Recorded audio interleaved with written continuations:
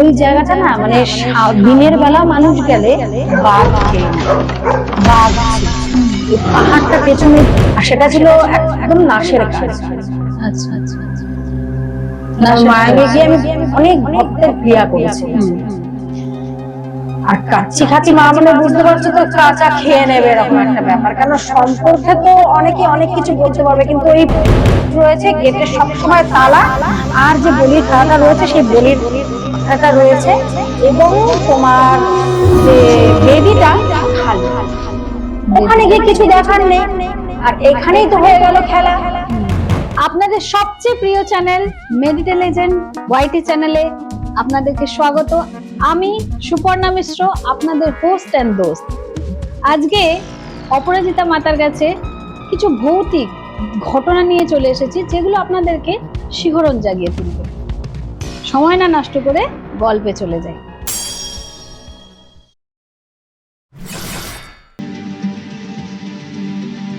সত্যটা ভয়ঙ্কর।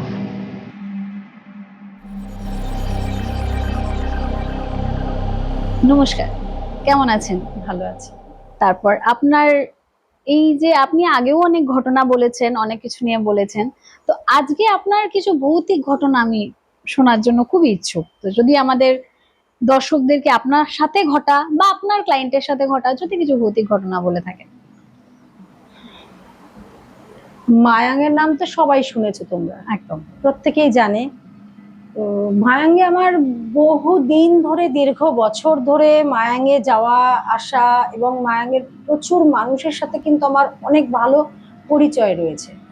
তো মায়াং বললে সবাই জানে যে তন্ত্রের আতুর ঘর বলা হয়, বা তন্ত্রের একটা পাওয়ারফুল জায়গা। তো আমার যেখানে গুরুদেব থাকেন মায়াঙ্গে, তো আমি যেখানে থাকতাম মায়াঙ্গে গিয়ে গুরুদেবের আশ্রমে বা গুরুদেবের বাড়িতে থাকতাম না, তো সেই জায়গা থেকে অনেকটা ডিস্টেন্স। তো মায়াঙ্গে তো প্রচুর ভৌতিক ঘটনা, মানে ওখানে লাইটের আলো নেই, শুধু গাড়ি যে রাস্তা দিয়ে যে গাড়ি চলে যাচ্ছে সেই গাড়ির আলোগুলোই আলো। সন্ধ্যা হলে হয়ে গেলে যে তুমি সামনে দিয়ে দাঁড়িয়ে আছো দেখা যাবে না, এত অন্ধকার, এত ঘুটঘুটে অন্ধকার। মানে সেটার কারণ কি, ওখানে কি জনবসতি নেই? খুব কম, আচ্ছা, খুবই কম। একটা জায়গা যেমন আছে তোমার প্রায় 10-15 কিলোমিটার মনে হয় কোনো মানুষই থাকে না। জঙ্গল, জঙ্গলও ঠিক বলবো না, ফাঁকা জমি মাঠ এগুলো রয়েছে। তো দিনের বেলাটা তো খুব সুন্দর, আর রাত্রেবেলায় মানে এতটাই ভয়ঙ্কর, জ্যোৎস্না আলোতেও মানুষকে দেখা যায় না সামনে যে দাঁড়িয়ে আছে। সেটার কারণ জ্যোৎস্না আলোতে তো সব পরিষ্কার দেখা মানে যায়। রাস্তার উপর দিয়ে গাছগুলো এমন ভাবে পড়েছে না, গাছের ফাঁকা দিয়ে একটু একটু আলো আসে। আচ্ছা আচ্ছা।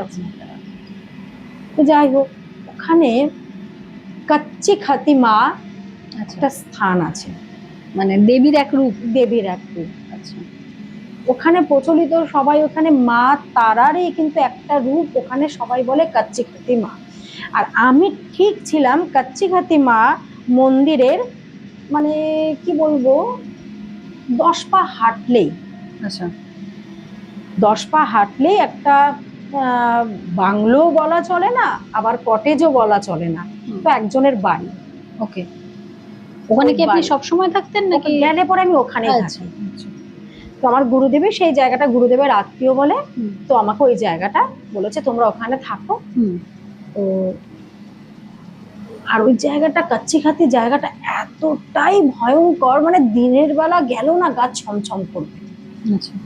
পেছনেই পাহাড়, বেশ একটা জায়গায় জল জমে আছে, সেখানে সিদ্ধিদাতা গণেশ দেবতার মূর্তিও রয়েছে পাথরের, মানে ওপেন ওপেন, মানে ওরকম নয়, মানে পাথরটাই সিদ্ধিদাতা গণেশের মতন একদম, মানে একটা পাথরের আকৃতিটা গণেশের আছে। তো সবাই ওখানে পুজো টুজো দেয়, মানে জলে নেমে গিয়ে ওই জায়গাটা পুজো দিতে হবে। আর এমন ওখানে এখন তো সেরকম একটা নেই, বহু যুগের আগে ওই জায়গাটা না মানে দিনের বেলা মানুষ গেলে বাঘ খেয়ে নেয়, বাঘ ছিল।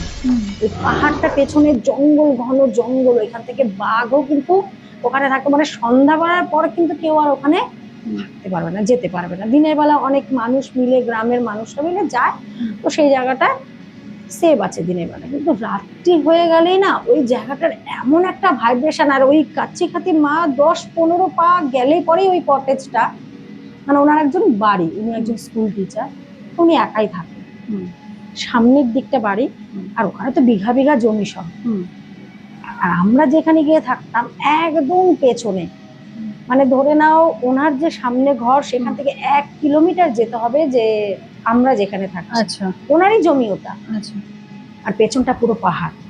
আর আমরা যে ছিলাম তার ডান দিকেই ছিল কাচ্চিখাতি মায়ের মন্দির। মন্দিরটা। তো সবাই ওখানে বলেছে, গুরুদেবে বলেছে যে কাচ্চিকাতি মা খুব জাগ্রত, হুম, যে তুমি গিয়ে ওখানে পুজো দিয়ে এসো। হুম, তো যথারীতি আমি ফুল মালা সবকিছু নিয়ে গিয়ে পুজো দিয়েছি। আমার মোমবাতিটা আমি নিইনি, মোমবাতি। মোমবাতিটা। আচ্ছা, তো মোমবাতিটা না নেওয়াতে না আমার মনে পড়ে গেছে যে বলে যে যা আমি এত কিছু জোগাড় করলাম, মোমবাতিটা আনলাম না, একটা মোম ধরালাম না। হুম, তো কোনো রকম যাই হোক আমি পুজো টুজো দিলাম, আর এখনো সেই একটা ছমছমে থমথমে ভাব। আর ওখানে কি হয়েছে, কোনো মূর্তি নেই কিন্তু কাচ্চিখাতি মার যে মূর্তিটা, সেই মূর্তি নেই কিন্তু। তাহলে? একটা বেদি করা আছে, হুম, একটা বলির খাড়া যে বলে যে হ্যাঁ, বলি হ্যাঁ, হয় সেখানে, সেই বলির খাড়াটা করে রাখা আছে। হুম, আর এটা কথিত ছিল হুম, যে ওখানে এমন একটা সময় ছিল যে মানুষ নিজের স্বইচ্ছায় গিয়ে ওখানে বলিদান করত, মানুষ বলি হতো। মানে এটা অনেকদিন আগেকার এটা ঘটনা। বহু বছর, বহু বহু বছর আগে। মানে নিজে গিয়ে করতো, মানে কি কোনো তান্ত্রিক? আত্মহত্যা নয়, আচ্ছা, কোনো মানে মায়ের যখন ইচ্ছা যে যাকে আমি খুশি টানতো। রক্ত নেব, আচ্ছা, তখন কিন্তু অটোমেটিকলি কোনো মানুষ কিন্তু এখানে চলে যেত, মানে তার মধ্যে কিছু একটা হতো, হতো অটোমেটিক চলে যেত। অটোমেটিকলি ওখানে চলে যেত। হুম, আর মানে ওখানে এমন ছিল যে কেউ বলি দেবে তা না, ব্লেড সিস্টেম ছিল। মানে ব্লেড মানে ওখানে গিয়ে মাথাটা মাথাটা দেখলে রাখলে অটোমেটিক কেটে অটোমেটিকলি যেত। যেন ওটা নেমে গিয়ে বলি হয়ে যেত। এখনো সেটা আছে? এখন সেটা নেই, এখন আমরা তো গিয়ে দেখেছি ওরকম সিস্টেম নেই, আর সারাদিন তালা দেওয়া থাকে। আচ্ছা, মন্দিরের পাঁচিলটা একটু উঁচু, কিন্তু যে গেট আছে দুদিকে দুটো, সেই গেটগুলো তালা দেওয়া থাকে। হুম, তো ওই সচরাচর মন্দিরের ভেতরে কিন্তু কেউ ঢুকতে দেয় না, যে ব্রাহ্মণ যে রয়েছে উনি একমাত্র পুজো যখন দেবে তখন গিয়ে হুম। খুলতে পারবে, তার আগে কিন্তু খুলতে পারবে না। আপনি যে বলছেন ওই যে গাছ ছমছমে ব্যাপারটা, ওটা কি মানে দেবতা মায়ের জন্য, নাকি যাদের দেখো ওই বলি আজকে হয়েছে? এতগুলো বছর ধরে মানুষ স্ব ইচ্ছায় গিয়ে যখন বলি দিয়েছে, অবভিয়াসলি সব ওখানে তো তাদের তাদের আত্মা। একটা তো আছেই। আচ্ছা, সে তাদের আত্মার জন্য সেটা সেই থমথমে ভাব। জায়গাটা কিন্তু এখনো যদি কেউ যায় বুঝতে পারবে যে কতটা থমথমে ছমছমে, যে দিনের বেলা হুম। রোদের আলো, তাও যেন ওই জায়গাটা গেলে একটা নিস্তব্ধ, আর দিনের বেলা মনে হয় ঝিঝি পোকা ডাকছে এরকম একটা সময়, গা ভারী হয়ে গা যায়। পুরো ভারী। সেটা কি মন্দিরের বাইরেটা না মন্দিরের ভেতরটা? মন্দিরের একটা আমাদের রেডিয়েশন থাকে, যে আচ্ছা, একটা মন্দিরের সারাউন্ডিং দেবে যতটা, হুম, ধরে নাও তুমি 100 মিটারের মধ্যে, হুম, ওই 100 মিটার, এখন তো তাও একটু রাস্তা হয়েছে জমির ওপর দিয়ে, আগে তো ওরকম রাস্তাও ছিল না, কাদা ভেঙে যেতে হতো। হুম, মানে এমনই জায়গাটা না, একদম মেন রাস্তা দিয়ে শুরু করে গলির ভেতরে ঢুকে গলির একদম শেষ মাথায় পাহাড়ের গায়ে, এবং ওই পাহাড়ের গা দিয়ে একটা গুহা পর্যন্ত আছে, যে এই পার থেকে ওই পারে চলে যেতে পারবে। আচ্ছা, সেটা খোলা? খোলা, এখনো পর্যন্ত খোলা। আমার তো বহুবার, মানে একবার না বহুবার, বহু বছর ধরে কিন্তু মায়াঙে যাতায়াত। হুম, ওই মোমটা যখন আমি নিয়ে নিই, এবার কথা মতন মাকে কিন্তু মোমটা জ্বালাতে পারিনি। মানে আমি একটা মনে মনে মানত আচ্ছা, করেছিলাম যে আমার এই ক্রিয়াটা সফল হলে আমি ওখানে মাকে প্রদান করব। হুম, আর সেটা ছিল একদম নাশের কাজ। আচ্ছা, কারণ নাশের কাজ। মায়াঙে গিয়ে আমি অনেক ভক্তের ক্রিয়া করেছি। হুম, আর কাচ্চি খাতি মা মানে বুঝতে পারছো তো, কাঁচা খেয়ে নেবে এরকম হুম, একটা হুম, ব্যাপার। কেন সম্পর্কে তো অনেকে অনেক কিছু বলতে পারবে, কিন্তু এই কাচ্চি খাতি মায়ের মন্দিরের পাশে যেখানে আমি থাকতাম, ওনারা দীর্ঘ বছর ধরে এখানে অবস্থান করছেন, তো ওইখানকার জিনিসগুলো কিন্তু একমাত্র ওনারাই জানবেন। হুম, সে তো অবশ্যই। এবারে কি হলো, যা পুজো টুজো দিয়ে তো আমি চলে আসলাম, হুম, যথারীতি মোমটা দিইনি, মনের মধ্যে তো একটা খুঁতখুঁত রয়েই গেছে। এবার রাত্রেবেলায় আমি আবার অনেকগুলো ভক্ত, অনেক ওইখানে আমাদের সাথে অনেকগুলো ভক্ত গেছিল, ওদেরকে নিয়ে গিয়ে আমি ওদের এই ক্রিয়াগুলো করেছিলাম। হুম, তো ওরা যথারীতি সেদিনকে বেরিয়ে গেছে, পুজো টুজো হয়ে গেছে, ওরা কলকাতার দিকে রওনা দিয়েছে। হুম, হ্যাঁ, আমরা ছিলাম শুধু দুজন। হুম, পুরো ওই পেছন সাইডটা, হুম, যে আমি 10 কিলোমিটার যে বললাম, এই সরি 1 কিলোমিটার যে বললাম যে দূরত্ব, হুম, যার মেন ওই জায়গাটা, হুম, তার ঘরের থেকে 1 কিলোমিটার দূরত্ব কিন্তু ওই আমরা যেখানে রয়েছে, হুম। পেছনে পুরো পাহাড়, ওখানে কোনো রকম ঘন বসতি কিচ্ছু নেই। হুম। মানে রাত্রি অন্ধকার হয়ে গেলে যে এইখান থেকে যে আমি রাস্তায় বেরোবো, বাড়িটা পুরো 1 কিলোমিটার ক্রস করে যে বেরোবো, হুম। পুরো ঘন অন্ধকার। সম্ভব নয়। আর ওখানে মানে লাইটের পরিমাণটা প্রচন্ড কম। হুম। আশেপাশেও কিন্তু কোনো রকম যে লাইটের, আমাদের কলকাতায় বা এই তারাপীঠ বা কামাখ্যা যায় যেখানে, কামাখ্যাতেও কিন্তু আলোর খুব অভাব জানো। আর যেহেতু পাহাড়ে গায়ে খুব বেশি সময় না লাইট যে থাকবে তা না, কিন্তু না। একটু অনেকক্ষণ কিছুক্ষণ পর পর না কারেন্ট চলে যায়। কারেন্ট চলে যায়। আর ওই ঘরটা ছিল পুরো কাঠের তৈরি, যেটাতে আপনি থাকতেন। হ্যাঁ, আচ্ছা। খুব সুন্দরও দেখতে। হুম। মানে দেখতে সুন্দর, এরকম পাহাড়ের গায়ে একটা ঘন জঙ্গল চারিদিকে, Cottage type। তার মাঝখানে একটা হুম। ঘর, দেখতেও তো ভালো লাগে। হুম, হুম। আর ওখানেই তো বিভিন্ন রকম অনুভূতি গুলো পাওয়া যায়। হুম। যখন রাত্রি হয়ে গেল, একা আমরা, তো সেই জায়গা না, এবার যত রাত বাড়ছে আর ঝিঝি পোকার ডাকগুলো তত যেন বাড়তে থাকছে। প্রমিনেন্ট হয়ে যায় পুরো। অন্ধকার, চারিদিকে কোনো আওয়াজ নেই, কোনো মানুষের আওয়াজ নেই, শুধু ঝিঝি পোকার আওয়াজ। আর শুধু মনে হচ্ছে কেউ যেন হেঁটে চলে বেড়াচ্ছে। মানে আপনার বাড়ির ভেতরে? ঘরের ভেতরে না, আচ্ছা। ঘরের চারিদিকে। আচ্ছা। এবার যথারীতি যাই হোক, খেয়ে দিয়ে শুয়ে পড়লাম। শুয়ে পড়ার পর না, এবার দেখছি কি হঠাৎ করে মনে আসলো, মানে গন্ধ পেলাম যে কেউ একটা মোম ধরিয়েছে। তবে মোমটা ধরানোর পর না, একটা গন্ধ একটা যদি আসে। তোমার নিভে যায়, সেটা কিন্তু একটা সলতের যে একটা গন্ধটা আছে না, সেটা আসছে। মানে এমন মনে হলো যে কেউ যেন মোমটা ধরিয়েছিল, সেই মোমটাকে নিভিয়ে দিল, সেই সলতের গন্ধটা আসলো।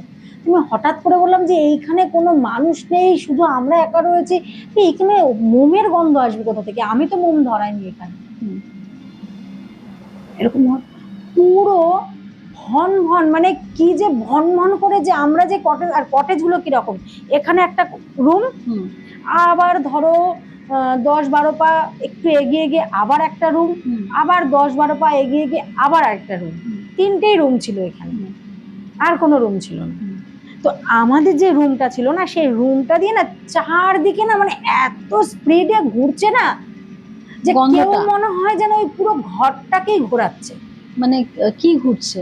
কি ঘুরছে বলতে পারবো না, যে ঘোড়ার যে আওয়াজটা, যে আচ্ছা। কোনো একটা এনার্জি, ঘর থেকে তোর বেরোয়নি সেই সময়টা, যে ঘোড়ার যে একটা, যদি দেখো কুকুর বিড়ালও যদি হয়, তার ঘোড়ার আওয়াজটা, মানে হাঁটার আওয়াজ, আর কোন এনার্জি, মানে আমরা এনার্জিকে তো স্পিড বলি, মানে এতটাই স্পিড মনে হচ্ছে যে ওই ঘরটাকেও তুলে নিয়ে ঘুরছে।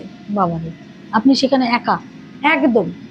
তো সেই জায়গায় দাঁড়িয়ে অনেকক্ষণ এই জিনিসটা হয়েছে। অনেকক্ষণ জিনিসটা হওয়ার পর কোনোভাবেই কিন্তু এই এনার্জি কিন্তু 1 সেকেন্ডের জন্য দাঁড়ায়নি। আপনার তখন মনে হয়নি বাইরে বেরিয়ে দেখি? আমি শুধু ওইগুলোকে উপলব্ধি করছি। আচ্ছা। যে আমি ঘরে থাকবো, আমি যদি ওখানে যাই তাহলে নিশ্চয়ই এনার্জির এমন একটা কিছু রিয়াকশন হবে, যেটাতে নাকি ওই মোমেন্টে তার সাথে আমার একটা বিশাল বড় দ্বন্দ্ব বিবাদ হবে। আমি তখন কি করলাম, আমার মালা নিলাম। আচ্ছা। যেই থাকুক ওকে স্টপ হতে হবে, স্টপ হয়ে ওকে এক জায়গায় দাঁড়াতে হবে, আর তারপরেই শুরু হবে আমার কাজ। এত স্পিড, ওর স্পিড, তুমি মানে ওইখানে যদি থাকতে তাহলে তুমি বুঝতে পারতে, মানে ওই সময় সিচুয়েশনে তুমি পুরো একদম, মানে কান দিয়ে তো ওই সময় তো যে কোনো মানুষের ঘাম ঝরবে, যেমন একটা সময় কোনো কিছু একটা আটকা হলে না, একটা শরীরটা হিট হয়ে যায়, কান দিয়ে গরম ভাব বেরিয়ে যায়। তো তখন কি, মানে ওর তাও মন তো কন্টিনিউয়াসলি আমি জব করছি, জব করতে করতে করতে করতে করতে করতে অনেকটা সময় লেগেছে ওই স্পিডকে কিন্তু এক জায়গায় দাঁড় করাতে। একটাই শুধু তার চাওয়া ছিল যে আমি মোমটা কেন নিয়ে যাইনি কাচ্চিগাতি মায়ের কাছে, সেটা আপনি পরে ফিল আমি করেছেন? মুখে বলেছি যেই যেই জিনিসগুলো নেব সেগুলো সব নিয়েছি, সেইগুলো সব নেওয়ার পর তারপরে কিন্তু একটাই জিনিস নিইনি, সেটা মোম। ওটা কি আপনি গন্ধতে উপলব্ধি করলেন যেটা আপনার ভুল হয়েছে? অবশ্যই, কারণ দেখো ওখানে কোনো ঘনবসতি নেই। যে ওই যে আমাদের যে মালিকটা, ওই কটেজে যে মালিক, উনি একজন মহিলা লেডি। উনি একদম সামনে, ওনার বাড়ির সামনের পোর্শনে থাকে। আর সেখান থেকে 1 কিলোমিটার হেঁটে যেতে হবে আমরা যেখানে রয়েছি। হুম, তো সেই জায়গায় দাঁড়িয়ে কেউ আসারও নেই, হুম, কেউ মোম দেওয়ারও নেই। হ্যাঁ, অত রাতে। অত রাতে কে দেবে? আর ওখানে সন্ধ্যা হয়ে গেলে মানে রাত্রি 10টা, হুম, এতটাই অন্ধকার। তো মোমটা মানে আমি পুরো গন্ধ পাচ্ছি, আমার সাথে আরো যে ছিল সেও গন্ধ পেয়েছে, যে একটা মোম কেউ জ্বালিয়েছে, জ্বালানোর পর সেটা নিভিয়ে দিলে হুম, প্রত্যেকেই জানে যে নিভিয়ে দেওয়ার পর একটা মোমের কিন্তু ওই পোড়া সলতেটা একটা স্মেল বেরোয়, স্মেল হয়, ইভেন প্রদীপেও সেটা হয়। সেটা হয়। হুম, তো সেটা ওই জায়গায় কি করে আসলো? আর ওই জায়গাটা এতটাই ঘন, এখানে খুব কম কয়েকটা ঘর হবে, হাতে গুনে হয়তো 3-4টে মানুষ ওখানে মানে পরিবার বাস করছে। ওইটুকু জায়গা, কাচ্চিঘাতি যে মন্দিরটা আছে, মন্দিরটাতে যাওয়ার জন্য মেন রোড থেকে ভেতরে ঢুকে, তো ওখানে মেন রোড থেকে ভেতরে ঢুকে কটা হবে, সামনের দিকে 3-4টে বাড়ি আছে এপাশে ওপাশে করে, আর একদম মন্দিরের সামনে গিয়ে 2টো কি 3টে বাড়ি আছে। হুম, তারপরে কিন্তু ফাঁকা ঘন একদম মাঠ, হুম, ফাঁকা মাঠ শুধু। হুম, আর আরেকদিকে রয়েছে পাহাড়, আর ফাঁকা মাঠটা পেরিয়ে যেতে হবে ওখানে মন্দির। মন্দির। তো এইবার আমি যখন ওই স্পিড মানে মন্ত্র জপ করতে করতে করতে যখন ওই স্পিড আস্তে আস্তে আস্তে আস্তে আস্তে আস্তে কিন্তু ওর, আমি দেখলাম মানে বুঝতে পারছে এগুলো, যে ও কিন্তু কমছে। নিজেকে শান্ত করতে পারছে হুম, মন্ত্র জপের দ্বারা। এবার তুমি অবাক হয়ে যাবে, ওখানে একটা পোড়া মোমবাতি ওখানে দরজার সামনে পড়েছে। দরজা খুলে দেখলেন আপনি? হ্যাঁ, যখন পুরো শান্ত, আমাকে হ্যাঁ, তো অবশ্যই দেখতে হবে যে হ্যাঁ, কে কি ছিল ছিল? কি ছিল। হুম, কারণ ফাঁকা জায়গা, হুম, পেছনে পাহাড়, হুম, সেই জায়গায় কোনো মানে খারাপ মানুষও তো হুম, আসতে পারে। হুম, হুম, একদম। কারণ সারাটা রাত্রি আমাকে ওখানে থাকতে হবে, হুম, কেউ যদি এসে কোনো রকম ভাবে কোনো রকম আঘাত করার চেষ্টা করে, হুম, অবশ্যই সেটা আমাকে দেখতে হবে যে কে আছে ওখানে। হুম, তো দরজার সামনে একটা পোড়া মোম পড়ে রয়েছে। যে কাচ্চিঘাতি মা কতটা ডেঞ্জারাস, এবং ওনার কাছে কোনো কথা দিলে পরে যখন মানুষ সেটা পূর্ণ না করে, তার বলি উনি অবশ্যই নেয়। সেই রাত্রিটা কিন্তু আপনার বলি বলি নিতে নিতে এসছে। এসেছিলেন, আচ্ছা। মানে আপনি যদি সাধিকা না হতেন, আপনি যদি মন্ত্র জপ না করতেন, তাহলে তাহলে সেটাই। অনিবার্য তার মৃত্যুটা ছিল সেদিনকে, অ্যাকচুয়ালি সেটা বলিই হতো। কিংবা ওই যে যেই সময়টা আমি ঘর থেকে বেরোয়নি, সেই সময়টা যদি সে কোনো রকম ভাবে বেরিয়ে যেত, তাহলে ওকে টেনে নিয়ে ওইখানেই যেত। ওখানে নিয়ে যেত। বা এটাও তো হতে পারে, মানে আমাদের মতো সাধারণ মানুষ ওই রকম পরিস্থিতিতে থাকলে অনেকের হার্ট ফেলও তো করে যেতে পারে, অবশ্যই, তাই না? মানে মানে জায়গাটা এতটাই ভয়ঙ্কর না, যেমন মন্দিরটা তো ভয়ঙ্কর, মন্দিরের থেকেও বেশি ভয়ঙ্কর যেই জায়গাটা আমরা আছি মানে ছিলাম ওখানে। মানে এখনো আমি ফিল করছি, যে কথা বলতে বলতে বললাম আমরা আছি, মানে তোমাকে যে কথাগুলো বলছি এখনো কিন্তু আমি সেই জায়গাটার এবং সেই দিনটার কথাগুলো ভেবে তোমায় বলছি, হুম, যে কতটা ডেঞ্জারাস। মানে পেছনটা পুরোটা পাহাড়, বিশাল উঁচু পাহাড়, সেই পাহাড়ের পেছনেই কিন্তু আবার রয়েছে ব্রহ্মপুত্র নদ। আচ্ছা। আর ওইখান থেকে মানুষের একদম আনাগোনা নেই, বাড়ি নেই একটা। যে এতটা মানে সেদিনকার ওই রাতটা আমার কাছে যে এমন একটা রাত হয়েছিল, বলে বোঝাতে পারবো না। মন্ত্র কতক্ষণ যে আমাকে জপ করতে হয়েছে ওই এনার্জিকে, ওই স্পিরিটকে এক জায়গায় দাঁড় করানোর জন্য। সেটা আপনি কি মন্ত্র প্রয়োগ করেছিলেন? মানে মন্ত্র কি বলতে হবে না, মানে কোন ভগবানের সেটা যদি জানেন? এটা তো সম্পূর্ণ আমার নিজস্ব, কারণ হ্যাঁ, আমি যদি কোন মন্ত্র জপ করেছি, সেই কোন দেবতার বা দেবীর বা কোন এনার্জির জপ করেছি, এটা বললে তো অনেকেই তো আছো তুমি জানো, হ্যাঁ, এটা একদম গুরুমুখী বিদ্যা। হ্যাঁ, কারণ হলো বিশেষ বিশেষ ক্ষেত্রে হুম, কিন্তু আমাকে এগুলো প্রয়োগ করতে হয়, আচ্ছা, নিজেকে রক্ষা করার নিজেকে জন্য। রক্ষা করতে হয়। এই জিনিসটা আমি একদম বলতে পারবো না। আচ্ছা ঠিক আছে, কোনো এটা ব্যাপার না। নিজেকে তো এমন তারপরে একটা কি জিনিস- আপনি গিয়ে ওখানে মোমবাতি এবার দিয়েছিলেন? ওটা তো হলো, দরজাটা খুলে দেখলাম যে মোমবাতিটা দরজার সামনে পোড়া মোমবাতি পড়ে, এটা একদম আশ্চর্য ঘটনা, হুম মানুষের কাছে লাগবে, হুম। কিন্তু আমি যখন দরজা খুলে দেখলাম দরজার সামনে ওই মোমবাতিটা পড়ে রয়েছে, তখন শুধু নিজেকে একটাই কথা বললাম যে আমার অবশ্যই এটা তো উচিত ছিল, কিন্তু ভুলটা আমার হয়নি, আমাকে করিয়েছিল। হুম। কারণ দীর্ঘ বছর পর বা দিন পর আমার মতন হয়তো কোনো সাধিকা ওখানে গেছিল, হুম। ওনার নেওয়ার ইচ্ছা ছিল। পুজোটার সবকিছুই নেওয়ার ইচ্ছা ছিল, হুম। সবকিছুই, পুজো যেমন নেওয়ার ইচ্ছা থাকে, হুম। আবার বলিও কারণ নেওয়ার ইচ্ছা ওখানে ছিল। অনেক সাধকও কিন্তু জপ তপ করে এসছেন, অনেক সাধকেরও কিন্তু বলি হয়েছে। সেটাই। তো শুধু লড়াইটা এখানে কাচ্চিখাতি মা কিংবা যে মায়ের অনুচর হুম। তা নয়, অনেক সাধকেরও কিন্তু ওখানে মৃত্যু হয়েছে। হুম। তো সেই লড়াইটা কিন্তু তখন অনেক সাধকের যে একটা আমাদের আত্মা থাকে না, হুম। সবাই জানে সোল থাকে, সেই সোলের সাথে কিন্তু কন্টিনিউয়াসলি লড়াই হয়েছে। সেই সাধকরাও কি কিছু ভুল ত্রুটি করেছিল যার জন্য বলি হয়েছিল? দেখো, সাধন পথে ভুল ত্রুটি হলে অবশ্যই তার মৃত্যু অনিবার্য। আর এইটা কি হয়, করিয়ে দেয়, আচ্ছা, সেই রাহুর কথা চলে আসে ওখানে আবার, কিরকম? যে আমাদের রাহুদেব কিন্তু সবসময় মানুষকে একটা বিভ্রান্ততে ফেলে দেয়, আচ্ছা, ছায়া মায়া। একটা আচ্ছা। বিভ্রান্ততে ফেলে দেয়, হুম। কোনো না কোনো কিছু দিক থেকে ভুল করিয়ে দেবে, যে কোনো দিক থেকে একটা না একটা কিছু। কেন, এই যে পুজো থেকে মানুষকে পুজোর প্রতি মন বসানো, পুজো করা মন দিয়ে, এই সব কিছুটাই কিন্তু আমাদের কি হয়, রাহু যার পজিটিভ আছে জন্মছকে, সেই কিন্তু শান্তিপূর্ণভাবে মন দিয়ে পুজো করতে পারবে। নালে ডাইভার্ট আর হবে। যদি রাহু নেগেটিভ থাকে, সে কিন্তু পুজোর দিকে ধারে কাছে দিকে যাবে না, ডাইভার্ট হবে। একদম মাইন্ড ডাইভার্ট হবে। তো কি হয়, সেই জায়গায় দাঁড়িয়ে না, এই রাহু কিন্তু আমরা যেন একটা কোনো জিনিসকে সাকসেস করতে না পারি, হুম। সেও কিন্তু সেই জায়গাটাকে কিন্তু বাধা দেয়। বাধা দেওয়ার চেষ্টা করে। আচ্ছা। আর রাহু মানেই রাক্ষস, হুম। আর একটা নেগেটিভ এনার্জি, এনার্জি তো থাকবেই। এবার গেছেও তো সেই জায়গাটায়। হুম।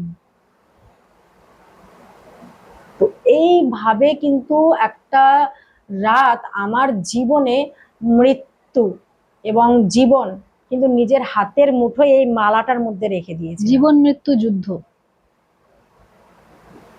তো কাচ্চিঘাতি মা এমনই একজন, কাচ্চিঘাতি কেন বলো, মানে কাঁচাউনি সবাইকে খেয়ে নিত, এরকম একটা ব্যাপার ছিল। হ্যাঁ, নিজে নিজে বলি মানে তো কাঁচাই। সেইভাবেই কিন্তু মানে অটোমেটিকলি মানুষ কিন্তু নিজে নিজে গিয়ে ওখানে কিন্তু বলিটা দিয়ে দিত। হুম। তার জন্য ওইখানকার মায়াঙ্গের মানুষ কিন্তু এই জায়গাটার নাম কাচ্চিঘাতি মা দিয়েছে।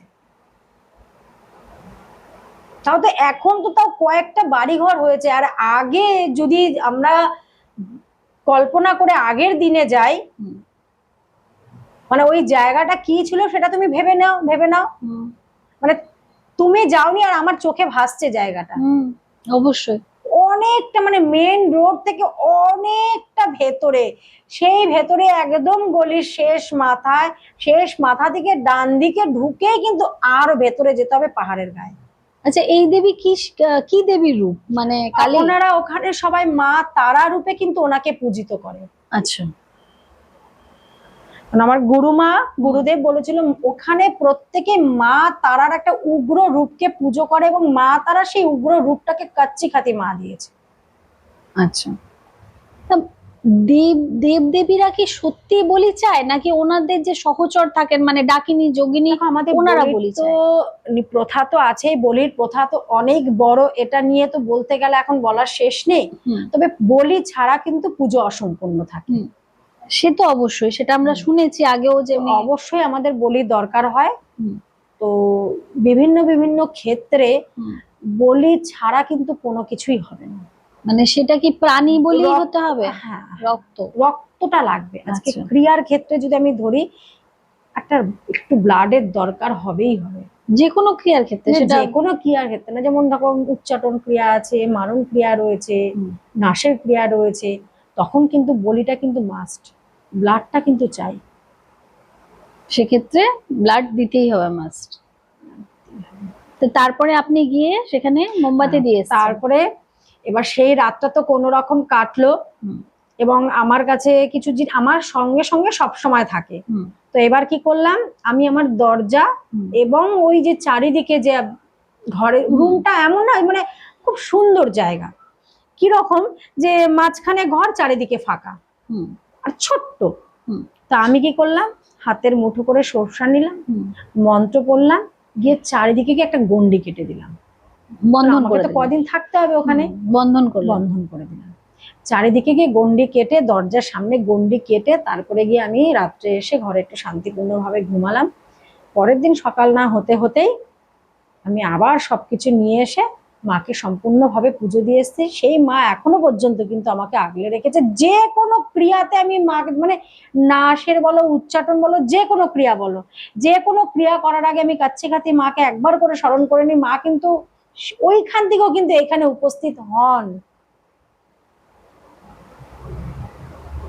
কেন, আসামের থেকেও মায়াং অনেকটা ভেতরে। হুম, মায়াং জায়গাটা আমার অরার সাথে এবং রক্তের সাথে এমন ভাবে মিশে গেছে, এখানে দাঁড়িয়ে আমি যখন ওখানে কাচ্চিঘাতি মাকে স্মরণ করব, মা কিন্তু কোনো না কোনো ভাবে আমাকে সাড়া দেবেই দেবে। সেই দিনও সাড়া দিয়েছিল। কেন মনটা দিইনি এখনো পর্যন্ত, কেন তুমি আমার ওই ক্রিয়াটা সম্পূর্ণ করনি, ওটা তোমাকে করতে হবেই হবে। এখনো কিন্তু এই এত দূর ডিস্টেন্স প্রত্যেকেই মনে করবে, তো কিন্তু না, আত্মা। এটা কিন্তু একটা টেলিপ্যাথির মাধ্যমে টেলিপ্যাথি। কিন্তু এখনো সেই জিনিসটা হয়ে চলেছে। তো অনেক সুন্দর একটা অনুভূতি।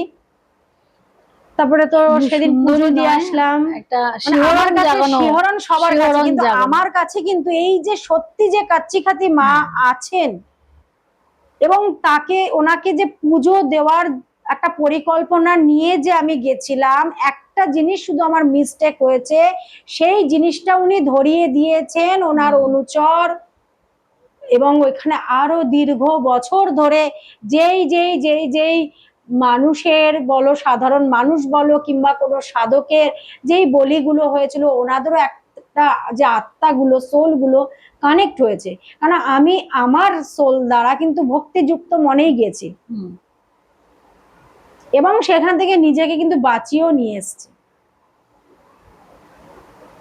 একটুখানি সাধক, পুজোটা কিন্তু অনেক বড় একটা ব্যাপার। পুজো কথাটার যে পূজা, পূজা কথাটার অর্থ কিন্তু পুনর্জাগরণ। পুনর্জাগরণ। হ্যাঁ, আচ্ছা। মানে আমরা পুজো করতে বসছি মানে ঈশ্বরের সামনেই তো পুজো করতে বসি। তাহলে আমি কিন্তু ঈশ্বরকে নিজের মধ্যে পুনর্জাগরণ করতে চাইছি। আচ্ছা। কারণ রোজ কিন্তু আমরা একটা নির্দিষ্ট টাইমেই পুজো দিই, হুম, তাই তো? হুম, সকালে, কেউ সকালে দিচ্ছে, আবার কেউ 3 বেলা দিচ্ছে। হুম, তাহলে সকালেও যে দিচ্ছে সে একটা নির্দিষ্ট টাইমে পুনর্জাগরণ করছে, হুম। আবার যে 3 বেলা দিচ্ছে সেও কিন্তু নির্দিষ্ট একটা টাইমে পুনর্জাগরণ করছে, মানে নিজের মধ্যে ঈশ্বরের অনুভূতিটাকে জাগাচ্ছে। জাগাচ্ছে। তো সকালে, দুপুরে, সন্ধ্যায়, হুম, তো এইভাবে কিন্তু আমরা ঈশ্বরকে নিজের মধ্যে জাগরিত করি। সেটাই হলো পূজা। পূজার মানে নয় এটা যে আমি এত ফুল মালা নিয়ে বসবো, এত ফল মিষ্টি দেব। পুজোর মানে ঈশ্বরের সামনে বসে ঈশ্বরকে নিজের মধ্যে জাগরিত করব। তো সেটাই কিন্তু মা কাচ্চিঘাতি মায়ের কোনো রূপ নেই, কোনো মূর্তি নেই। ওখানে গিয়ে যে মায়ের যে এনার্জি, কাচ্চিঘাতি মা, কখনো তো আমরা যেখানে যে একটা মূর্তি দেখি, হুম, হুম, হুম। আমরা হিন্দু মতে তো আমরা মূর্তি দেখবই। দর্শন করি, তো সেই জায়গায় কোনো মূর্তি নেই। তাহলে মা কেমন ছিল দেখতে, মা কতটা ভয়ঙ্কর ছিল, ওই যে ওইখানে বসে যে ওই জাগরণটা যে করা, তাই মা কিন্তু মায়ের ভয়ঙ্কর রূপটা কতটা ভয়ঙ্কর সেটা কিন্তু মা বুঝিয়ে দিয়েছে, যে এতটাই ভয়ঙ্কর, একটু ভুল হলে কিন্তু তার ক্ষমা নেই, তার বলি ছাড়া কোনো বলি উপায় ছাড়া নেই। কোনো উপায় নেই, একদম। আচ্ছা, সে ওই যে জায়গাটা আপনি যেটা বলছেন, আপনি বলছেন দিনের বেলাতেই এত ভয়ঙ্কর, ঠিক আছে, সেখানে বসে কি মানে জব করা বা অনেকক্ষণ বসে থাকা কি সম্ভব, নাকি ওখানে বসে থাকলে ভয় লাগে? ওখানে ভাইব্রেশনটাই তো নিতে পারবে না। নেওয়া যায় না। সাধারণ মানুষ কিছুক্ষণ সময়ের জন্য যাবে, একটু হয়তো আনন্দ করলো, হুম, একটু হয়তো ঘুরে দেখলো, আর দেখার মতন সেরকম কিছু কিন্তু নেই। হুম, কেন ওখানে মন্দিরটা এমনই টিনের চাল দেওয়া, চারিদিকে এতটুকু হাইটের মানে পাঁচিল দেওয়া, পুরোটাই ফাঁকা, দুদিকে দুটো গেট রয়েছে, গেটের সবসময় তালা, আর যে বলির খাড়াটা রয়েছে সেই বলির খাড়াটা রয়েছে, এবং তোমার যে বেদিটা খালি, ওখানে গিয়ে কিছু দেখার নেই। আর এখানেই তো হয়ে গেল খেলা। এই কারণেই তো সাধারণ মানুষ এখানে কোনো কিছু এনার্জি বুঝতে পারবে না, কোনো কিছু কিছুই তো নেই। কিন্তু একজন যে সাধক আছেন, সেই সাধক, এই যে দেখো এখনো যে কথা বলছি না, একটা এনার্জি হট করে তাকালাম, মনে হলো কোনো এনার্জি এখানে রয়েছে, মানে মনে হলো না, এটা অনুভব করতে পারছি যে, কারণ একদম ডিপলি কিন্তু ওনার ওইখানে, এই যে তোমার সাথে কথা বলছি আর আমি জায়গাটাকে কিন্তু দেখতে পাচ্ছি, ফিল করছেন আপনি? ফিল করছি, মানে তোমার সাথে যে এই যে এদিকে গেট, এদিকে গেট, মায়ের চালাটা এরকম, মন্দিরটা পুরো ফাঁকা, তার মানে যে কথাটা যে বলছি, আমি কিন্তু এখানে বসে আছি, বাট আমার মন কিন্তু এখানে পড়ে রয়েছে। হঠাৎ করে মানে এসে এখানে কেউ দাঁড়ালো, একদম। আর ওখানে ওই জলের মধ্যে সবাই কি করছে এখন তো দেখি, মানে আমরা যখন গেছি তখন দেখেছি সবাই কাছাকাছি করছে, বাট ওখানে একটা গণেশ ঠাকুরের মানে পুরো গণেশ ঠাকুর নয়, কিন্তু কোনো আমাদের যেমন গণেশ ঠাকুর এত মোটা ভুঁড়ি, চারটে হাত, সুর আলগা করে দেওয়া থাকে, ওরকম না, পাথরের কাটিংটাই কিন্তু পুরো গণেশ ঠাকুরের মতো। বোঝাতে পারলাম? পাথরের কাটিংটাই কিন্তু পুরো গণেশ ঠাকুরের মতো। তো এই জল পাড়িয়ে কিন্তু ওই জলটা কিন্তু পাহাড় থেকে আসছে, ওই যে গুহাটা বললাম না, ওই গুহাটা থেকে কিন্তু বেরিয়ে আসছে। ওখানে সাধারণ মানুষরা যারা গ্রামের আছে তারা গিয়ে ওখানে স্নান টান করে, পরিষ্কার, একদম পরিষ্কার জল, স্নান টান করছে, গিয়ে দেখেছিলাম। তো জামা কাপড় কাচ্ছে, বাট ওর মধ্যে কিন্তু প্রত্যেকে গিয়ে কিন্তু সকালবেলা গিয়ে কিন্তু গণেশ ঠাকুরকে পুজো দিয়ে আসে, মানে ওই গণেশটা কিন্তু উচ্ছিষ্ট গণেশ। কিভাবে সেটা বুঝলেন উচ্ছিষ্ট গণেশ? মানে উচ্ছিষ্ট গণেশের আকার? আচ্ছা, তো অনেক এনার্জি ওই জায়গাটা, আর ওই জায়গাটা কোনো খেলার জিনিস নয়, খেলার জায়গা নয় যে মানুষ খেলবে ওখানে গিয়ে, খেলার ছলে যাবে, অনেকেই অনেক কিছু বলবে, কিন্তু যেই ধারণাগুলো, যেই অনুভূতিগুলো আমি ওখান থেকে পেয়ে এসেছি, এটা কিন্তু সাধারণ ব্যাপার নয়। একদমই সাধারণ ব্যাপার নয়, অবশ্যই। মানে এখনো যদি কোনো সাধারণ মানুষ এই মায়াঙে গিয়ে যদি ওই জায়গাটা দেখতে যেতে চায়, অবশ্যই ওখানে গিয়ে যদি কেউ বলে কাচ্চিঘাটি মা মন্দির দর্শন করব, তো অনেকেই জানে, আবার অনেকেই, ম্যাক্সিমাম মানুষই ওখানে জানে, ও দেখিয়ে দিলে ওখানে গিয়ে কিছুই বুঝতে পারবে না। যদি জায়গাটাকে অবহেলা করে চলে আসে তাহলে ওর কপালে দুঃখ আছে। এবার ধরুন কোনো টুরিস্ট দেখাচ্ছে, গাইড দেখাচ্ছে, সে যদি না বুঝিয়ে বলে তাহলে তো সত্যি কপালে দুঃখ আছে। তাই যে গাইডের সাথে যাবে তার কাছ থেকে ভালো করে জায়গাটার সম্বন্ধে আগে জেনে নিয়ে যাওয়া উচিত। একদমই তাই। তো ওখানে দেখার মতন তো তুমি কিছু পাবে না, কি আছে, যদিও ওটা টুরিস্ট এলাকা নয়, মায়াং মানেই আমরা বুঝি তন্ত্র, মায়াং মানেই তন্ত্র আমরা বুঝি। মায়াংয়ের সম্বন্ধে জানি না কে কতটুকু কি জানে, কিন্তু মায়াংয়ের সম্বন্ধে বলতে গেলে অনেক কিছু। মায়াংয়ে বহু বছর গেছি এবং ওখানে একটা না আত্মীয়তার সম্পর্ক তৈরি হয়ে গেছে।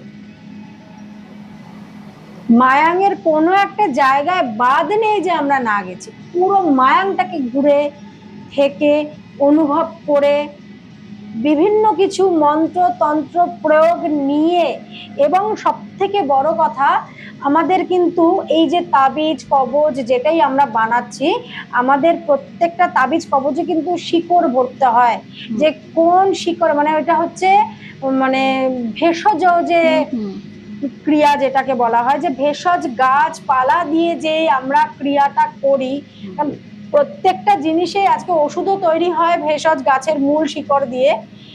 এমন একটা শিকড় আছে যেই শিকড়টা বেটে খাওয়াতে হবে এবং বশীভূত করার জন্য, এবং যে যাকে বশীভূত করছে, যে করবে মনে করছে, তার কিন্তু এই হৃদয়ের যে জায়গাটা এখানে কেটে এখান থেকে ব্লাড নিতে হবে এবং সেই শিকড়টাকে বাটতে হবে, এবং এতটুকুই অংশ, এই এতটুকু অংশ থেকে যদি এইটুকু বেশি হয়ে যায়, সেই ব্যক্তি পাগল হয়ে যাবে। যে ওটা কি খাওয়াতে হবে? খাওয়াতে হবে কোনো খাবারের সাথে। আচ্ছা, রক্ত মিশিয়ে ওই ভেষজটা ঘষে খাওয়াতে হবে। খাওয়াতে হবে। সেটাকে গরম কোনো খাবারে দেয়া যাবে না। সেটাকে গরম কোনো খাবারে দেওয়া যাবে না, ঠান্ডা খাবার। আচ্ছা। 7 দিনের মধ্যে সে যেখানেই থাকুক, তার সাথে যত ঝগড়া ঝামেলা অশান্তি হোক, বশীভূত হবে। হবেই। বহু ভক্ত উপকার পেয়েছে, যাদের যাদের দিয়েছে প্রত্যেকে জানে। কিন্তু আবার বেশি হয়ে গেলে পাগল হয়ে যাবে। কি বল, এইখান থেকে এইটুখানি যদি বেশি হয়ে যায়, ওই যে যেটা দেব শিকড়টা, সেই শিকড়টা একটা মাপ আছে, এইটুখানি দিতে হবে। ওটার থেকে যদি বেশি হয়ে যায়, অনেকে বলে একটু বেশি করে দিন না, বেশি করে বশীভূত হয়ে যাবে। আমার তো বেশি দিতে লাভ নেই, পাগল হয়ে গেলে তখন তো আমার ওই তো বেশি করে বশীভূত হয়ে যাবে। আমার বেশি করে দিতে কি আছে, গাছের শিকড়। হ্যাঁ। আমি যাব, সেটাকে নিমন্ত্রণ, মানে আমরা গাছের শিকড় তুলতে গেলে অবশ্যই আগের দিন নিমন্ত্রণ করে আসতে হয়, পরের দিন সূর্য ওঠার আগে কিন্তু আমাকে গিয়ে সেটা নিয়ে আসতে হবে। তো কোনো ব্যাপার না, তার জন্য ওঠার আগে। হ্যাঁ অবশ্যই, আচ্ছা, ব্রহ্ম মুহূর্তে গিয়ে। ব্যাপার না বলতে যে আমি দেওয়াটা কোনো ব্যাপার না, সেটাই বলছি। তো এই যে সূর্য অস্ত যাওয়ার পর কিন্তু আমি যে শিকড়টা নিচ্ছি, সেই শিকড়টা গাছের গোড়ায় কিন্তু বিভিন্ন আমাদের যে পদ্ধতি আছে সেই অনুযায়ী পুজো করতে হবে। পুজো করার পর ওনাকে আমন্ত্রণ জানিয়ে আসতে হবে যে আমি কি কাজের জন্য নিচ্ছি। বারবার জিনিসটা পড়ে যাচ্ছে, এনার্জিটা এখানে রয়েছে, বুঝতে পারছো? যে ডিস্টার্ব করছে বারবার করে। এনার্জিটা আসার আগে কিন্তু কোনো রকম প্রবলেম হয়নি, হয়েছে কি? মানে এখনো তুমি চাইছেন না বলবেন? হ্যাঁ, এনার্জি তো সবসময়, মানে সে জানান দিচ্ছে আমি এখনো আছি। একদম, মানে এই যে কথা তোমার সাথে আলোচনা করতে করতে বললাম যে এখানে তাকালাম, হট করে তাকানোর পর আমি বললাম যে কোনো এনার্জি এখানে কানেক্ট হয়েছে, আমি বুঝতে পারছি। তো সেই এনার্জি বারবার কিন্তু আমায় ডিস্টার্ব করে দিচ্ছে। তার আগে পর্যন্ত কিন্তু কোনো রকম ভাবে কিন্তু কিছু হয়নি। মানে সে চাইছে আমি তাকে যেন প্রাধান্য দিই। অবশ্যই তাকে প্রাধান্য দেওয়া হলো, সবাই জানলো। আর সত্যি কথা বলতে আমার আমার মনে হয় না যে খুব একজন এই ব্যাপারে কেউ জানেন। আপনি যেই মায়ের কথা আমাদের সামনে আনলেন, দর্শকদের মধ্যে কতজন জানে আমার জানা নেই, আমার জানা ছিল না। অবশ্যই আমি এখান থেকে তাকে শ্রদ্ধা জানাই, একদম অবশ্যই নিশ্চয়ই শ্রদ্ধা জানাই তাকে, মাকে। মা সবার সকল সন্তানকেই ভালো রাখুক। আপনার তো আশীর্বাদ আছেই, সাথে যেন আমরাও আশীর্বাদ পাই নিশ্চয়ই। এটা তো হলো মায়ের ঘটনা। যেটা বলছিলাম শিকড়টার কথা। তো আগের দিন তো আমাদের সূর্য অস্ত যাওয়ার পর আমরা ওনাকে নিমন্ত্রণ জানিয়ে আসলাম, পুজো টুজো করে। পরের দিন কিন্তু সূর্য উদিত হওয়ার আগে সেটা তুলে নিয়ে আসতে হবে ব্রহ্ম মুহূর্তে। সেই সময়ও কিন্তু তুলতে গেলে কিন্তু অনেক রকম এনার্জি কানেক্ট হয়। ব্রহ্ম মুহূর্ত তো অবশ্যই অনেক রকম বলতে পারে যে ব্রহ্ম মুহূর্তে তো ঐশ্বরিক সময়, সেই সময় কি করে এনার্জি কানেক্ট হবে? আচ্ছা, ঐশ্বরিক সময় মাকে কিন্তু স্নান করাচ্ছে, মানে সিংহার করাচ্ছে, অভিষেক করাচ্ছে। আমি একটা কাজের জন্য যাচ্ছি, কারণ এটা আমার সাথে ঘটনাটা ঘটেছে। শিকড় তুলতে গিয়ে একদম এরকম আমি যখন শিকড়টা তুলতে যাচ্ছি, আমি কনস্ট্যান্ট বুঝতে পারছি পেছন দিকেও হেঁটে যাচ্ছে, পেছন দিকেও হেঁটে যাচ্ছে। আপনি একা না, আমার সঙ্গে ছিল আরেকজন, পেছন দিকেও হেঁটে যাচ্ছে, আমরা দুজন যাচ্ছি, পেছন দিয়ে হেঁটে যাচ্ছে। এবার দেখো, গ্রামগঞ্জের মানুষ তো হেঁটে যেতেই পারে, বারবার করে পেছনে তাকাচ্ছে, মানে আমাকে কিন্তু সবসময় চাইছে যে আমি যেন ওখানে গিয়ে না পৌঁছাই। বারবার করে পেছনে তাকাচ্ছি, বারবার করে পেছনে, কেউ নেই। এবার বলতে পারো যে ওখানে তো সাপ তো থাকবেই। সাপের হাঁটা, সাপ আর মানুষের হাঁটার মধ্যে তো পার্থক্য আছে। সাপ তো থাকবেই, হ্যাঁ। আর সেই সাপ কিরকম যে ভয়ানক, মানে ওই গাছের মধ্যে, গাছের গোড়ায়। আগের দিন মানে ওই জায়গাটা যে জঙ্গল সেটা বলবো না, আচ্ছা, আমরা তো সব দেখে নিয়েছি। রাস্তার ধারেই, ওখানে রাস্তার ধারে বহু ওষুধ পড়ে রয়েছে, বহু মূল্যবান ওষুধ পড়ে রয়েছে, কেউ জানে না। কেউ জানে না। তো আমি যে গাছটাতে পুজো করে এসেছি সেই গাছের গোড়ায় রয়েছে সাপ। যখন পুজো করেছিলেন তখনও ছিল? না, তখন থাকবে, তখন ছিল না, আগের দিন তো পুজো করে এসেছি। হ্যাঁ। পরের দিন যে আমি পুজো করব, পুজো করে যে ওনাকে তুলে নিয়ে আসব কাজের জন্য, ওই গাছের গোড়াটাই রয়েছে। কারণ পুজো করে ওখানে আমাদের মার্কিং করে রেখে আসতে হবে যে আমি এই গাছটাকে পুজো করে গেছি শিকড়টা নেওয়ার জন্য। ওখানেই রয়েছে সাপ। তারপর তারপর তো এবার একটা সাধনা তো হবেই। ওখানে বসে গুরুকে আমি জানালাম, গুরুকে জানিয়ে অনেকক্ষণ অপেক্ষা করলাম। এদিকে সূর্য উদিত হয়ে যাবে, উদিত হয়ে যাবে, উদিত হয়ে যাবে, মানে একটা মুহূর্ত। দেখো, ব্রহ্ম মুহূর্ত সূর্যদেব তো উদিত হওয়ার একটা সময় আছে। হ্যাঁ, এবার আমার যদি সেটা সাকসেসফুল না হয়, আর আমি তো সেখানে তারাও দিতে পারবো না, কিচ্ছু করতে পারবো না, অটোমেটিক যেতে হবে। অটোমেটিক যেতে হবে। মানে আমি বহু শিকড় এরকম তুলেছি মায়াঙ্গে গিয়ে, কিন্তু ওই একটা ঘটনা আমার সঙ্গে যেটা হয়েছিল, যে ওটাও কিন্তু প্রচন্ড, মানে বলছি এখনো যেন মনে হচ্ছে ওই সময় ওই সিচুয়েশনে দাঁড়িয়ে রয়েছে, ঘামটা যেন, দেখছো তো ঘেমে যাচ্ছি, মানে সেই সময়টা কি হতে পারে। আর ওখানে সাপ মানে ভয়ঙ্কর সাপ একদম। তখন আমার যেহেতু মা মনসা দেবী রয়েছেন, আমার তো কুলদেবী উনি, তো সেখানে মা মনসাকে দেবীকে আহ্বান করলাম। আর ওখানে মায়াঙ্গে ভগবান শ্রী বিষ্ণুদেব এবং মা মনসা দেবীকে কিন্তু ওনারা খুব ভাবে মানেন। আচ্ছা, মানে ভালোভাবে মায়াঙ্গে ভগবান শ্রী বিষ্ণুদেব এবং মা মনসা দেবী দুজনেই পূজিত। দুজনেই, প্রতিটা ঘরে ঘরে ভগবান শ্রী বিষ্ণুদেব এবং মা মনসা। তখন একমাত্র আমাকে দয়া করলো, কৃপা করলো মা মনসা দেবী। ঠিক মানে আলো ফুটবে ফুটবে তার একটু আগেই উনি কিন্তু ওনার মতন করে বেরিয়ে চলে গেল। অনেকটা সময়, ওটা বশীকরণের একটা মহা মূল্যবান ওষুধ, সেই জিনিসটা পেতে গিয়ে আমাকে অনেক কষ্ট করতে হয়েছে। তারপরে ওটা চলে যাওয়ার পর আপনি সেটাকে তুললেন, সংগ্রহ করলাম। অনেকক্ষণ লড়াই, সাধনা মানেই সংঘর্ষ, সাধনা মানেই লড়াই। সাধারণ মানুষজন তো কোনো ব্যাপার না, এদের কতক্ষণ, সাধারণ মানুষের জন্য এই যে কত মানুষ কত কিছু বলে, ভাবে, করার চেষ্টা করে, এদের কতক্ষণ। আচ্ছা আচ্ছা আচ্ছা আচ্ছা, মানে কি বলবো, এই কাচ্চিকাতি মায়ের যে এনার্জি, সে এনার্জিটাকে স্তম্ভন করতে আমাকে ঘন্টার পর ঘন্টা লেগেছে।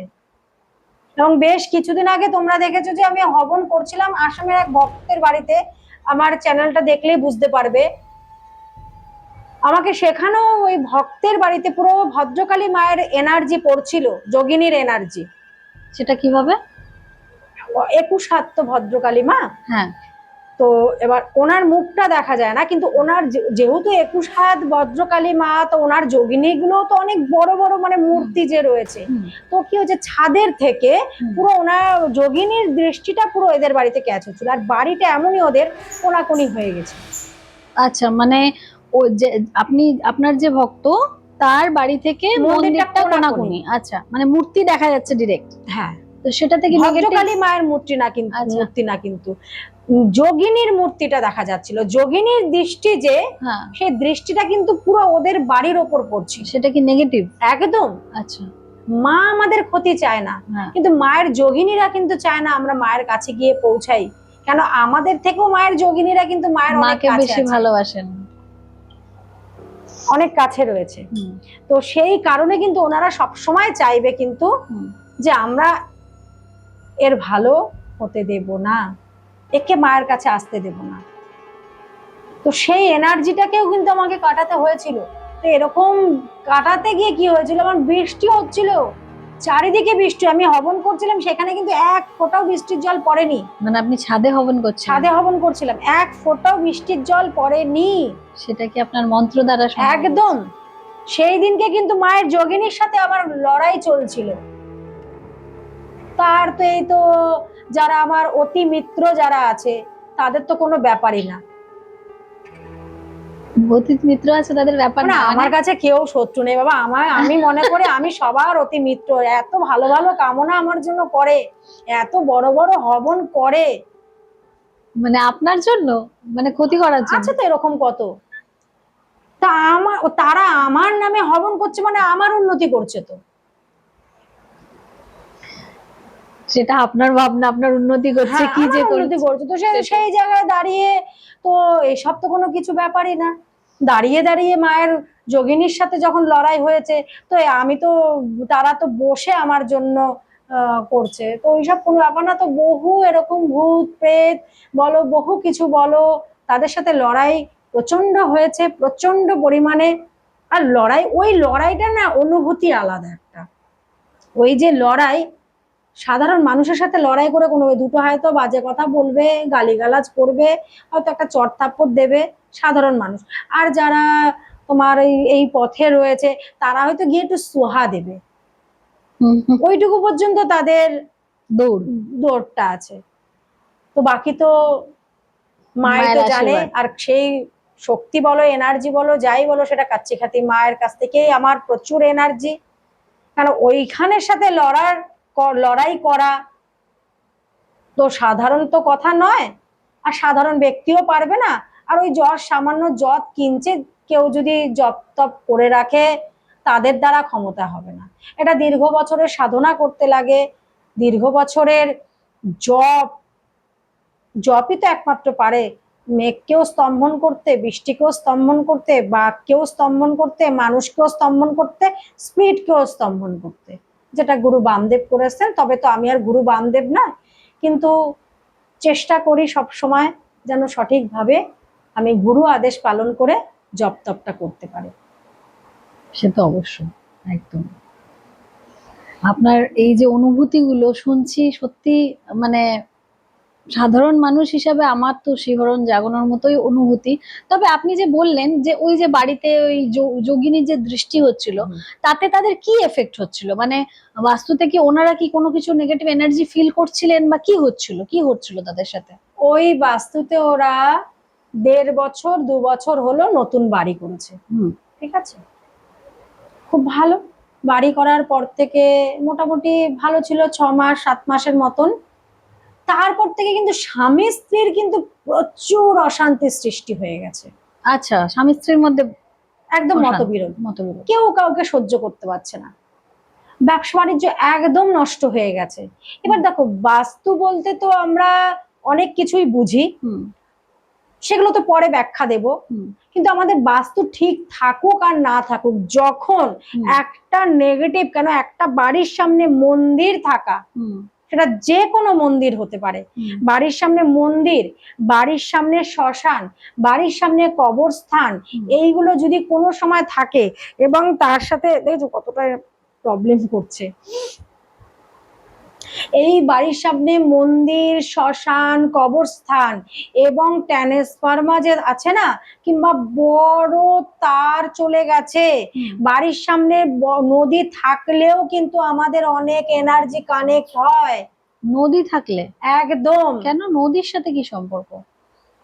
জল তত্ত্ব যাদের অধিক পরিমাণ আছে, তাদের কিন্তু প্রচন্ড পরিমাণে কিন্তু জলের আতঙ্ক, তাদের কিন্তু প্রচন্ড প্রবলেম চলে আসবে। কেন, বাড়ির পাশেই যদি কারো নদী থাকে কিংবা পুকুর থাকে, মানে এমনিতেই কারো জন্মচাটে জল তত্ত্ব অধিক, কি করে বুঝবে? যার এক অধিক আছে, তার জল তত্ত্ব অধিক।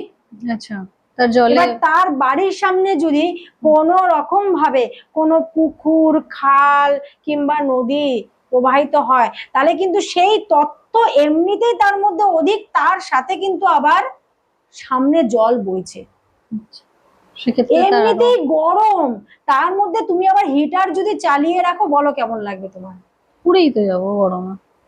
গরম তো আরো বেশি লাগবে, অস্থির করবে। তো সেরকমই তো বাড়ির পাশে যদি নদীও থাকে না, তাতে করেও কিন্তু অনেক মানুষ, আমি সবার কথা বলছি না, যার জন্মচাটের জল তত্ত্ব অধিক, তার কিন্তু অবশ্যই বিভিন্ন রকম সমস্যা আসতে থাকবে। মানে সেটা কি মৃত্যু পর্যন্ত হতে পারে? জল তত্ত্ব, আজকে তুমি দেখো তো, আজকে জুবিন স্যার যে মারা গেলেন, যদি আমরা বিচার করে দেখি, ওনার জন্ম তারিখটা দেখবে, জন্ম তারিখে 1 অধিক আছে, জন্ম তারিখে 1 অধিক মানে সংখ্যা। 1 সংখ্যা অধিক আছে। আচ্ছা। তাহলে জল তত্ত্ব বেশি। হুম। তাহলে এই জল তত্ত্ব বেশি মানে তাকে কিন্তু অবশ্যই তার প্রতিকার নেওয়া উচিত ছিল কি জল দান করতে হবে। আমি যেটা বলে থাকি যে জল যাদের জন্ম চাটে জল তত্ত্ব অধিক আছে হুম। তাদের অবশ্যই জল দান করা উচিত, জল থেকে সাবধান থাকা উচিত। হুম। আচ্ছা। ওই যে তা বলে এই যে আমি পুকুরে নামবো না, আমি নদীতে নামবো না, আমি সমুদ্রে নামবো না, সে যদি জলও খায় তাতেও কিন্তু তার ক্ষতিও হতে পারে, মৃত্যুও হতে পারে।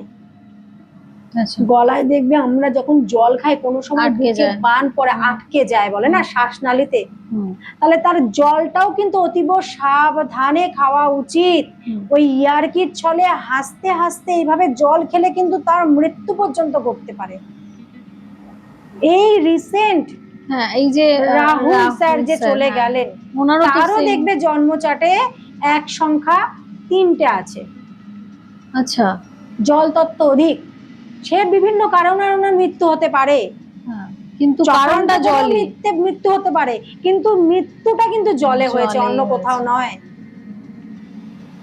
আচ্ছা, মানে যাদেরই জন্ম মানে জন্ম ডেটে, বার্থ ডেটে 1 সংখ্যা বেশি থাকবে, 1-এর অধিক থাকবে। এবং আরেকটা জিনিস বলে দিই, যাদের জন্ম চার্টে দেখবে 1-এর মানে একটা না থেকে 4টে আছে, 5টা আছে, সেই বাড়ির পরিবারের বাবা, জেঠু, কাকা কারোর না কারোর দ্বিবিবাহ আছে। আচ্ছা।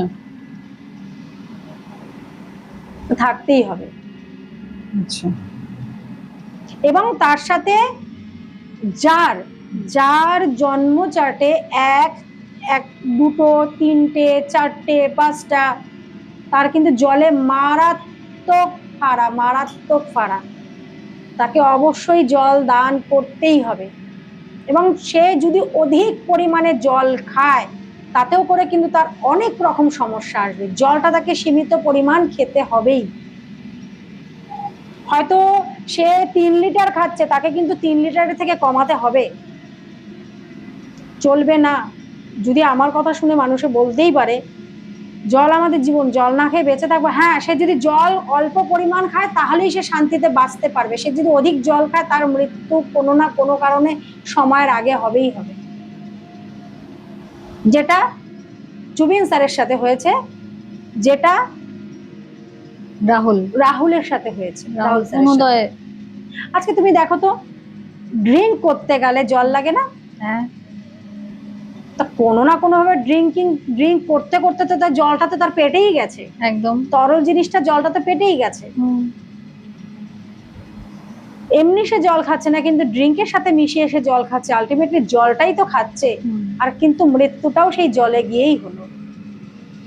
সবকিছু বিচারের মাধ্যমে অনেক কিছু, একটা মানুষের ভালো মন্দ বিচার করতে গেলে শুধু জন্ম চার্ট দেখেই যে তার বিচার হয়ে গেল সবকিছু তা না।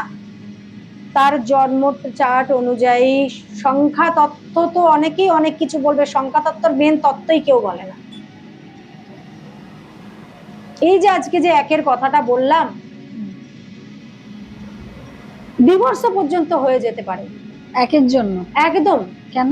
মানে কারণ উত্তর দিক কানেক্ট করছে, সেখানে আগুন ব্যবহার করবে, ডিভোর্স হয়ে যেতে বাধ্য। এবার কি শুধু বগলামুখী দ্বারাই ডিভোর্স কাটাবে, শুধু মঙ্গলের জন্য পলা দ্বারাই ডিভোর্স কাটাবে? আটকাতে পারবে? কোনোদিনও পারবে না, যদি উত্তরে অগ্নি ব্যবহার করা বন্ধ না করে। অগ্নি মানে শুধু রান্নাঘর আছে তা নয়, ইলেকট্রিসিটির যে কোনো জিনিস রাখলে সেখানে কিন্তু ডিভোর্স। এবার কেউ খুঁজেই পাবে না ডিভোর্স কোথা থেকে সৃষ্টি হয়ে গেল, কারণটা কি, এর পেছনে কি কারণ আছে যে ডিভোর্স হয়ে গেল? ভালোই তো সংসার করছিল। হ্যাঁ, দেখেছি অনেকের হয়তো 20 বছরের সংসার, হঠাৎ ডিভোর্স হয়ে গেল কোনো কারণ ছাড়াই। গিয়ে দেখবে যদি তোমার চেনা জানা কেউ তাকে দেখবে বাড়ির উত্তরে সে ইলেকট্রিসিটির কোনো জিনিস ব্যবহার করছে, কিংবা মিটার বক্স রেখেছে, কিংবা সে রান্নাঘর আছে। হতেই হবে, দেখে নাও গিয়ে, হতেই হবে। এমনকি ওই 1 সংখ্যা বেশি থাকলে সেই বাড়ির তার কিংবা তার বাড়ির কারো না কারোর, এবার দশা অন্তর্দশা অনুযায়ী তার কিন্তু এই যে কথা বলার যে ব্যাপার, নার্ভের রোগ চলে আসবে, কথা বলার যে ব্যাপার, একটা তোতলামি ব্যাপার চলে আসবে, মির্গি রোগটা হতে শুরু করে দেবে। তাহলে অধিক জল, মানে যাদের আছে জল তত্ত্ব অধিক, তার বাড়ির সামনে যদি কোনো নদী নালা পুকুর থাকে, তাহলে কিন্তু তার অতীব সাবধান, আমি বারবার করে বলে দিচ্ছি। মানে এই যে জুবিন স্যার বা রাহুল স্যারের যে আকস্মিক মৃত্যু হোক বা যেটাই হোক, যেটাই সেটা ঘটনা কন্ট্রোভার্সিতে আমরা যাচ্ছি না, বাট হ্যাঁ, এইটা একটা আমি প্রবলেম। জন্ম প্রথমে ডেটে যেটাই বললাম যে তাকে হত্যা করা হোক বা যে কোনো কিছু হোক, আমি সেটার দিকে যাচ্ছি না, সেটা তদন্ত করার জন্য সিআইডি রয়েছে, কিন্তু তার মৃত্যুটা জলেই হয়েছে। আমি এই দিকে যাচ্ছি যে তার মৃত্যুটা অন্য জায়গায় হতে পারত, তাই তো? একদমই তাই। হিলে গিয়েও হতে পারতো, কোনো বন জঙ্গলেও হতে পারতো, কোনো রিসর্টের ভেতরে হতে পারতো, কোনো রুমের ভেতরে হতে পারতো, যেই কারণে মৃত্যু হোক, সেটা কিন্তু জলেই হয়েছে দুজনের। জুবিন স্যারের ছিল চারটে কিংবা 5টা অ্যাক্ট ছিল জুবিন স্যারের, এখন ঠিক মাথায় ডেট অফ বার্থটা নেই। আর রাহুল স্যার যিনি আছেন, মারা গেছেন, ওনার কিন্তু 3টে অ্যাক্ট রয়েছে, একের অধিক। আমাদের জন্ম চার্টে একটা একটা করে সংখ্যা, কারণ এই সংখ্যা 1 থেকে 9 পর্যন্ত সংখ্যা প্রত্যেকটাই কিন্তু গ্রহদেবের সংখ্যা।